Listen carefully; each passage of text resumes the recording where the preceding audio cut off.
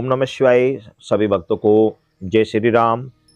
आप लोगों की कमेंट्स थी कि भानुमति देवी की कोई साधना बता दीजिए जिस साधना को हम आसानी से कर सकें और जो कि साधना बहुत ही शीघ्र फलदायी हो जाए। तो इसके लिए क्या करना चाहिए और किस तरीके से हम इस देवी को प्रसन्न कर सकते हैं और प्रसन्न कर अपने सभी कार्य को सफल कर सकते हैं। तो देर ना करते हुए आइए जानते हैं कि भानुमति देवी की साधना किस प्रकार की जाती है और किस तरीके से इसको करके हम अपनी मनोकामना पूर्ण कर सकते हैं।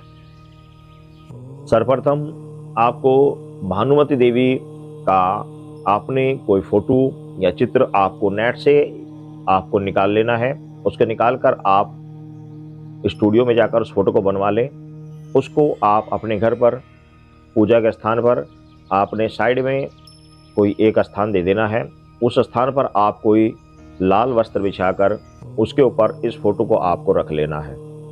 आपने कुछ चीज़ों की आवश्यकता पड़ेगी, क्या क्या पड़ेगी वो आप ध्यान से समझ लीजिए। एक दीपक आपको चाहिएगा, एक दीपक देसी घी का, साथ ही सुगंधित आपको धूमबत्ती की आवश्यकता पड़ेगी। भोग के लिए आपने 5 पीस मिठाई के लेने हैं। ध्यान से समझ लेना, जिस प्रकार बता रहा हूँ 5 पीस मिठाई के लेने हैं। साथ ही आपने एक रुद्राक्ष की माला लेनी है और एक लोटा जल। ये सभी आपने पूजा के स्थान पर रख लेने हैं। और अमावस्या की रात्रि में रात्रि 10 बजे के बाद आपने बैठ जाना है और थोड़े से चावल अपने साथ ले लेने हैं। आपने सर्वप्रथम अपने गुरु का ध्यान करना है। गुरु का ध्यान करने के पश्चात आपको भगवान निर्विघ्नता गणेश जी का ध्यान करना है। गणेश के मंत्रों का जाप करना है। कोई सा भी मंत्र आप ले लीजिए, ओम गणेशाय नमः या अन्य कोई मंत्र आपके पास है, उस मंत्र का आप कुछ समय जाप कीजिए। गणेश जी का ध्यान करके आपने अपने क्षेत्र का, जो आपके क्षेत्र के आसपास जो बड़ी शक्ति होती है, जो भी क्षेत्र आपका पड़ता है, तो वहाँ पर कोई ना कोई शक्ति पूजी जाती है, कोई ना कोई देवता पूजा जाता है, जिसका कोई विशेष मंदिर होता है, सिद्धपीठ होता है, उसका ध्यान करें। उसके बाद अपनी कुल देवी का ध्यान करें और अपने पितरों का ध्यान करने के बाद आपने जो मंत्र मैं आपको बता रहा हूँ, इस मंत्र का रुद्राक्ष की माला से आपने कम से कम 11,000 संख्या में आपको जाप करना है। 11,000 मंत्र के जब आप जाप करेंगे तो इसमें ज़्यादा समय नहीं लगेगा, लेकिन कुछ प्रयत्न, कुछ मेहनत करोगे तभी कुछ प्राप्त होगा। बिना मेहनत के कुछ भी प्राप्त नहीं होता। तो आपने तकरीबन 11,000 मंत्रों का जाप करना है। 11,000 मंत्र जाप जब पूरे हो जाएं, उसके बाद में आपने वह मिठाई देवी भानुमति को आपने भोग लगा देनी है। साथ ही आपने जल रखा हुआ है, उस जल से आपको 2-3 बूंदे श्री भानुमति के चरणों में आपको चढ़ा देनी है आचमन हेतु। अब इसके बाद आपने ये क्रिया अमावस्या की रात की रही। जाप करने से पहले आपने संकल्प अवश्य ले लेना है। हाथ में थोड़े चावल लेने हैं और संकल्प लेना है कि हे देवी, मैं आपके आज 11,000 मंत्र जाप करने का संकल्प लेता हूँ। एक ही बैठक में मैं 11,000 मंत्र जाप करूँगा। आप मुझे अपनी सिद्धि प्रदान करें, आप मुझे अपना अनुभव प्रदान करें। तो आपने जाप प्रारंभ करना है। इस दौरान मैं आपको एक चीज़ बता दे रहा हूँ, इस दौरान हो सकता है आपको ऐसा लगे कि पीछे से कोई आवाज़ दे रहा है, आपको ऐसा लगे कि मेरे पीछे कोई खड़ा हुआ है। ये साधक के ऊपर डिपेंड है कि साधक कितना जाप करने वाला है, कितना पूजा करने वाला है, या कोई नया साधक है, या फिर कोई व्यभिचारी व्यक्ति है, या फिर कोई ऐसा व्यक्ति है जो कि छल कपट झूठ इत्यादि में संलग्न रहता है। तो उसको अनुभव होने में कुछ समय लग जाता है। अन्यथा जो भक्त लोग हैं, सच्चे भक्त हैं, भगवान की भक्ति करते रहते हैं, तो उनको एक ही बार में अनुभव हो जाएंगे। अब आपने अमावस्या के दिन ये कार्य किया।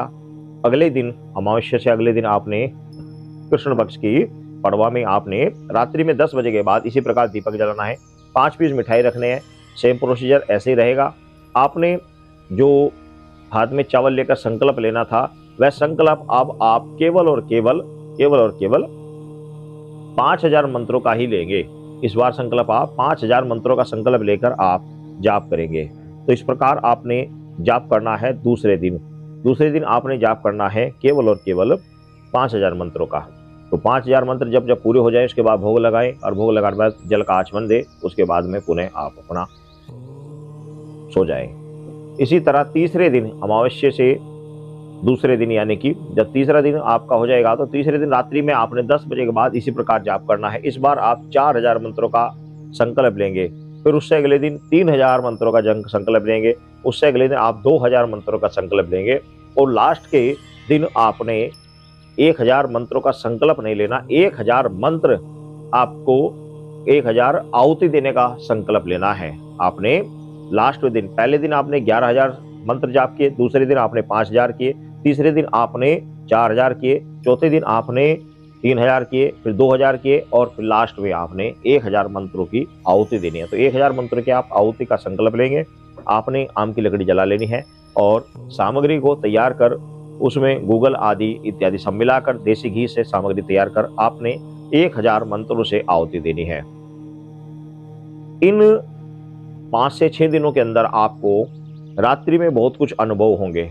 घबराए नहीं, कुछ डराने वाली चीजें भी आ सकती हैं, नाइट फैल भी हो सकती है और आपको कुछ डरावने स्वप्न भी आ सकते हैं। घबराए नहीं, कोई चोट फैट भी लग सकती है, क्योंकि जब कोई शक्ति आती है या कोई इस तरह का आह्वान हम करते हैं तो कई बार कुछ शक्तियां पहले डराती हैं, परीक्षा लेती हैं और दाएं बांझ की शक्ति भी आकर आकर्षित होनी प्रारंभ हो जाती है।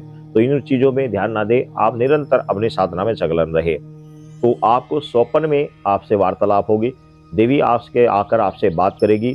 यह देवी जादू की महारानी रही है, जादू की बड़ी प्रांगत देवी रही है और इस देवी को प्रसन्न करने के साथ ही आपको संसार की कैसी भी कोई भी समस्या हो, कैसी भी प्रॉब्लम हो, आप इस देवी की सहायता से तत्काल उसका समाधान कर सकते हो। अपना व दूसरों का कल्याण कर सकते हो। दूसरे की समस्याओं का पल भर में पता लगाकर दूसरे की समस्याओं का आप समाधान कर सकते हो। तो आप श्रद्धा विश्वास के साथ इस साधना को करें और यदि आपकी साधना 6 दिन के अंदर सिद्ध करने पर भी सिद्ध नहीं होती है तो इसका मतलब यह है कि आपके पाप कर्म अभी क्षीण नहीं हुए। आपको ईश्वर जो आपके इष्ट हैं उनके मंत्रों का ज्यादा से ज्यादा जाप कर लेना चाहिए ताकि पाप कर्म क्षीण हो जाए और आपका भाग्य उदय हो और आपकी साधनाएं सफल हो। जय श्री राम।